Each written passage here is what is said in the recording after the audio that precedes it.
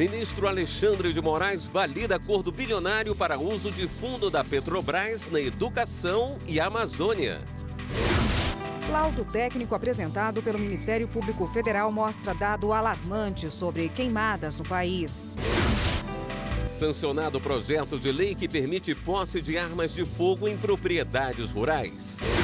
Primeira turma do Supremo mantém prisão preventiva de empresário acusado de traficar mais de 700 quilos de cocaína para a Europa. Na segunda turma, ministros autorizam a extradição do austríaco acusado de mais de 15 crimes na Alemanha. Presentes os requisitos da dupla tipicidade e punibilidade, bem como os demais condicionantes delineados na recente lei de imigração, não há óbice ao acolhimento da extradição. E Raquel Dodge apresenta relatório da gestão no último dia à frente da Procuradoria-Geral da República.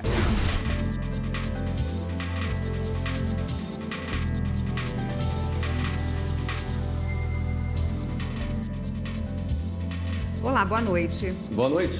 A segunda turma do Supremo Tribunal Federal autorizou a extradição do austríaco Klaus-Peter Pils. Ele é acusado pela Justiça da Alemanha do crime de burla, o equivalente aqui no Brasil a estelionato. A repórter Daiane Garcês acompanhou esse e outros julgamentos e traz ao vivo outras informações. Boa noite, Daiane. Boa noite, William, Érica e a todos que nos acompanham a programação da TV Justiça nesta terça-feira. Exatamente, a segunda turma foi um dos primeiros casos, o primeiro caso a ser julgado na sessão da segunda turma nesta terça-feira. E esse austríaco, de acordo com o processo, ele é hoje casado com uma brasileira, tem uma filha e reside em Santa Catarina. Vale ressaltar que os ministros da segunda turma não analisaram a conduta, o crime praticado por ele, mas sim se no pedido do governo da Alemanha havia os requisitos necessários para aceitar o pedido de extradição. Veja agora como foi o julgamento. Para a segunda turma do Supremo, estão presentes no processo os requisitos para aceitar o pedido de extradição de Klaus-Peter Pils, feito pelo governo da Alemanha. Lá existe um mandado de prisão contra ele. Klaus, que é austríaco, é acusado de crime de burla, o equivalente ao de estelionato no Brasil. Ele teria agido por 12 vezes e tentado por mais outras 5. É competente o Estado requerente para processar e julgar atos qualificados como crime à distância, tipificados na lei penal estrangeira e brasileira, quando inexiste concorrência entre as jurisdições. Presentes os requisitos da dupla tipicidade e punibilidade, bem como os demais condicionantes delineados na recente lei de imigração, não há óbice ao acolhimento da extradição. Em seguida, os ministros julgaram o caso do advogado e ex-assessor jurídico do município de Canela, no Rio Grande do Sul, Wagner Adilson Có. Ele e outras 2 pessoas foram acusadas de fraudar licitação para recuperar áreas atingidas por forte chuva em 2010. Para o relator, não há provas de participação do advogado no suposto esquema. Não existe qualquer elemento que vincule o paciente subjetivamente ao fato narrado pela acusação como crime.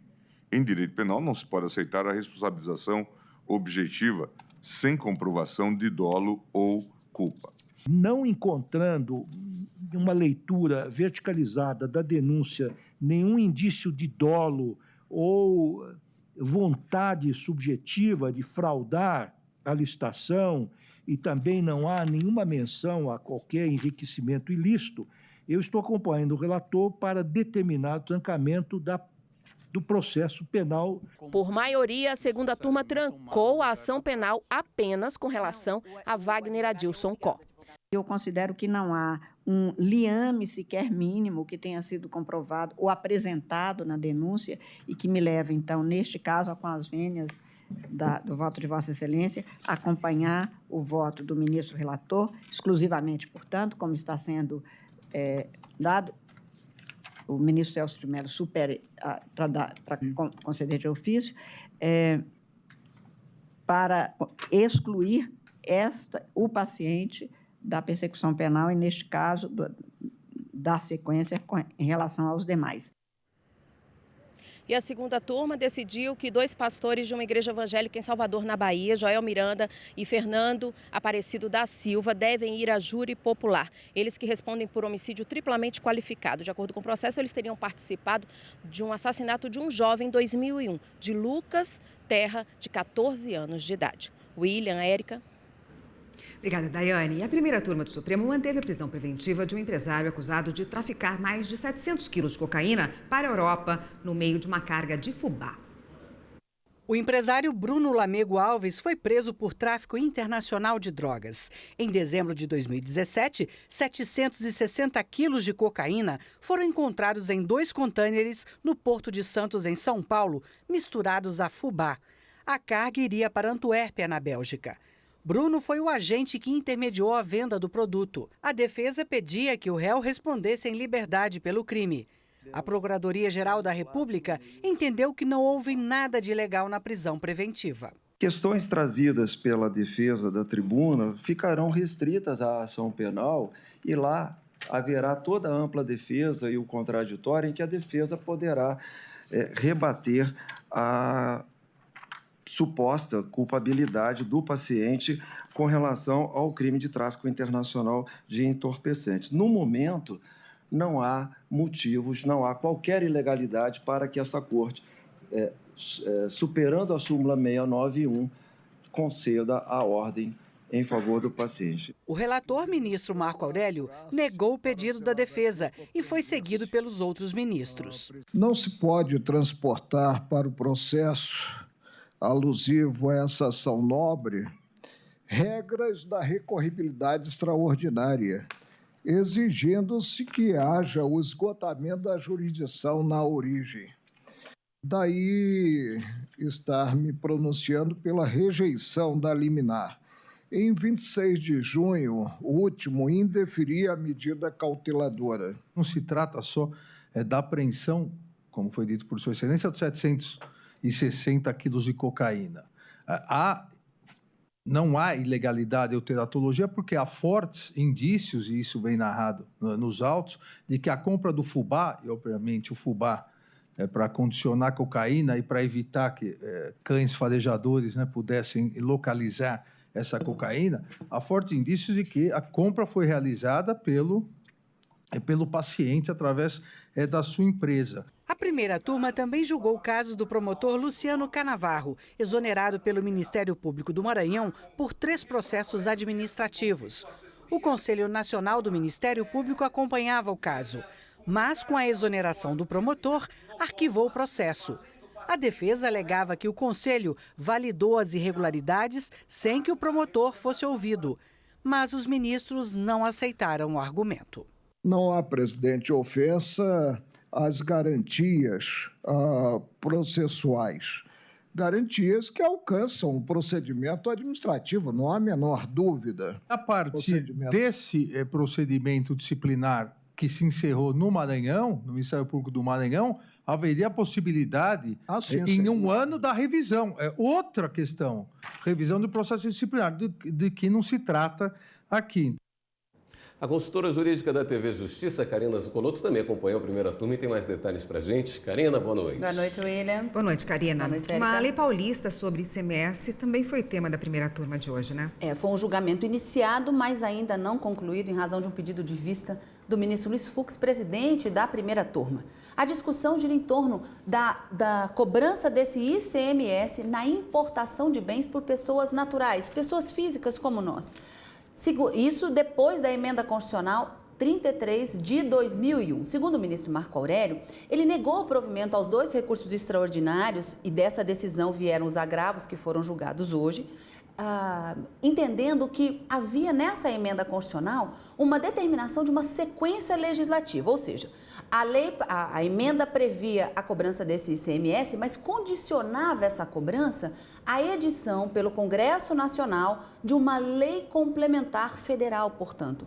Essa lei complementar deveria ser discutida na Câmara e aprovada por maioria absoluta, seguido para o Senado, também aprovado por maioria absoluta e depois promulgada pelo presidente da República. E somente depois dessa lei complementar federal, os estados poderiam legislar sobre a matéria. No caso dos 2 recursos extraordinários e da lei estadual paulista, a situação aconteceu de uma forma atropelada. Segundo o ministro Marco Aurélio, que acabou sendo acompanhado pelo ministro Luiz Roberto Barroso, que também votou hoje, a Assembleia Legislativa do Estado de São Paulo legislou antes criou a norma antes do Congresso Nacional e isso caracterizaria uma inconstitucionalidade.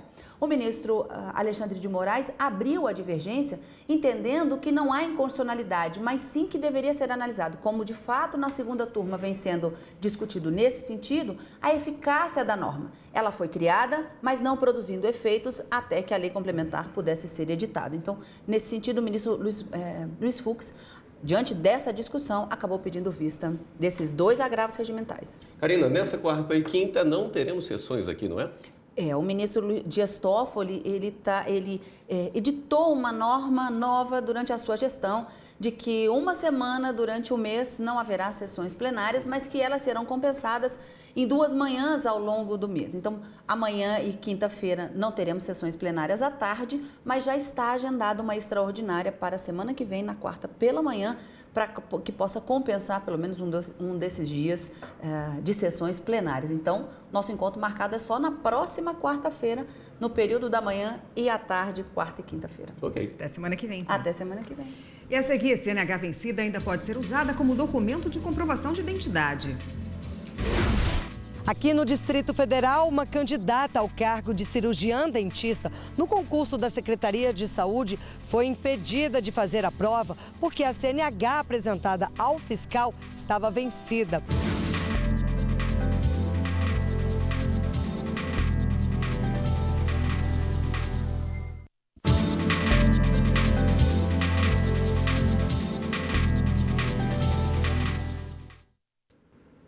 O ministro Alexandre de Moraes, do Supremo Tribunal Federal, validou nesta terça-feira o acordo para o uso do fundo da Petrobras. Ao todo, são 2 bilhões e 600 milhões de reais. O acordo foi assinado pelo governo federal, representantes da Câmara, do Senado e da Procuradoria-Geral da República e enviado para homologação pelo ministro.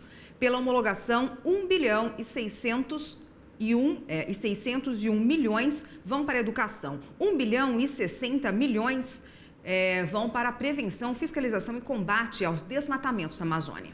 Desse total, 430 milhões devem ser usados exclusivamente na Amazônia Legal, sempre respeitando a área do Estado, a população e o maior número de queimadas. O ministro Alexandre de Moraes declarou ainda a nulidade do acordo firmado entre a Força Tarefa da Lava Jato e a Petrobras. O ministro já havia suspenso a eficácia do acordo em março. E um laudo técnico apresentado por peritos do Ministério Público Federal mostra que 170 mil hectares desmatados ilegalmente entre os anos de 2015 e 2017 apresentaram possíveis focos de fogo este ano. Para produzir o estudo que mostra que o fogo vem sendo utilizado para expandir desmatamentos mais antigos, os peritos cruzaram as coordenadas das áreas de desmatamento ilegal já mapeadas pelo projeto Amazônia Protege com as imagens do Instituto Nacional de Pesquisas Espaciais, o INPE, registrando focos de calor. Os resultados revelaram que 354 áreas desmatadas ilegalmente em 2016 e 462 em 2017 pegaram fogo entre 1º de janeiro e 10 de setembro deste ano, um total de 816 locais. Este número representa 1/3 de todos os casos alvo de ação judicial proposta pelo Ministério Público Federal. As ações pedem indenização pelo dano ambiental e recuperação da área degradada. Já são quase 5 mil ajuizamentos, um total de 4 bilhões e 900 milhões de reais de indenização e a recuperação de mais de 300 mil hectares de floresta. O presidente Jair Bolsonaro sancionou hoje o projeto de lei que permite a moradores rurais a posse de arma de fogo em toda a extensão da propriedade. O texto foi sancionado sem vetos. Até então, residentes em áreas rurais só poderiam ficar com a arma na sede do imóvel. Agora poderão andar com a arma em todo o terreno da propriedade. Segundo a presidência, a medida dá segurança jurídica e impede divergências de interpretação em relação à posse de armas nas propriedades rurais. O Superior Tribunal de Justiça reforçou o entendimento de que o prazo de validade da Carteira Nacional de Habilitação diz respeito apenas à licença para dirigir, ou seja, o fato de o documento estar vencido não impede que seja usado para a identificação da pessoa, por exemplo. A carteira de motorista é um documento oficial que tem todos os dados pessoais, como CPF, RG e data de nascimento. Ele é utilizado não só para dirigir, mas também em várias outras situações. Como identidade, né? Só, assim, para tudo. Eu só tenho a CNH, se for para dirigir cinema, qualquer lugar que eu precise usar, eu mostro a identidade como CNH. Eu utilizo como documento de identificação, né? Basicamente, quase nunca uso identidade mesmo, é só a CNH, nem ando com identidade na carteira. A CNH ela me ajuda muito a conseguir fazer as minhas coisas no dia a dia, assim, como documento mesmo, porque como já é um documento compacto que já traz o RG e o CPF junto, né? E se a CNH estiver fora do prazo de validade, será que ela pode ser utilizada como documento? Aqui no Distrito Federal, uma candidata ao cargo de cirurgiã dentista no concurso da Secretaria de Saúde foi impedida de fazer a prova porque a CNH apresentada ao fiscal estava vencida. Ela entrou na justiça para garantir o direito de fazer a prova, mas o pedido foi negado.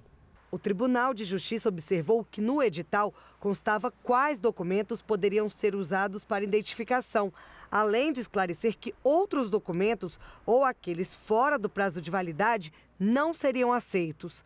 Ao analisar o recurso no STJ, o ministro Napoleão Nunes Maia Filho ressaltou que o prazo de validade deve ser considerado estritamente para determinar o período de tempo de vigência da licença para dirigir. Ou seja, o candidato não pode ser impedido de fazer a prova, ainda que o edital vede expressamente o uso de documentos com prazo de validade expirado. Mesmo com essa decisão, o recurso da candidata foi negado, pois ela não comprovou ter sido eliminada por causa da CNH vencida. O assessor da banca examinadora de provas, Sebrasp, explica quais documentos podem e quais não podem ser utilizados no momento do concurso. O registro geral da Secretaria de Segurança Pública, carteira de motorista, o modelo novo com foto, ainda que vencida, passaporte, carteira de trabalho, as carteiras emitidas pelos órgãos de regulamentação profissional, entre outros. Alguns documentos não são aceitos, por exemplo, crachás funcionais, carteiras de estudante, documento que não tenha foto, né? Lembrei, CPF, por exemplo. E a seguir, no último dia à frente da Procuradoria-Geral da República, Raquel Dodge apresenta denúncias sobre irregularidades na condução do caso Marielle Franco e Anderson Gomes. Houve um desvirtuamento desta investigação para que a linha investigativa passasse longe dos reais autores.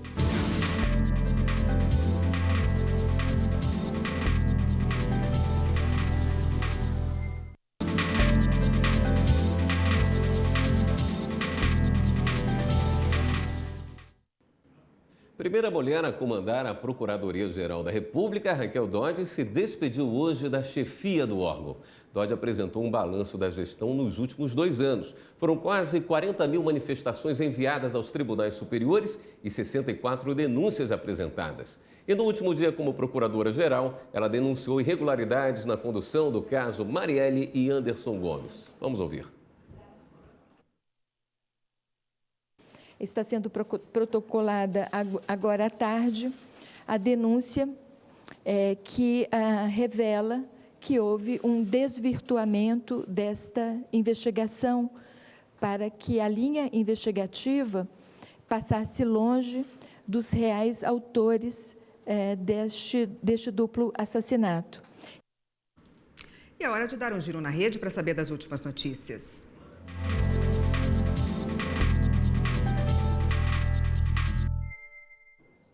Vamos até a redação do Jornal da Justiça falar com a repórter Viviane Novaes, que tem as últimas notícias. Boa noite, Viviane.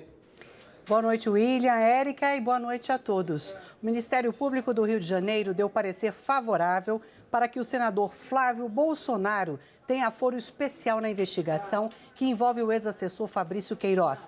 Queiroz é suspeito de arrecadar parte dos salários de outros funcionários e repassar o dinheiro a Flávio Bolsonaro numa prática conhecida como rachadinha.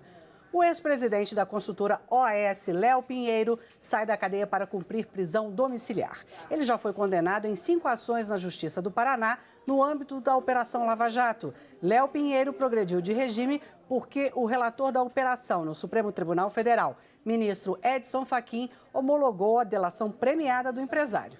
Bem, o giro fica por aqui. As reportagens do Jornal da Justiça estão no YouTube. Acesse TV Justiça Oficial. Voltamos ao estúdio.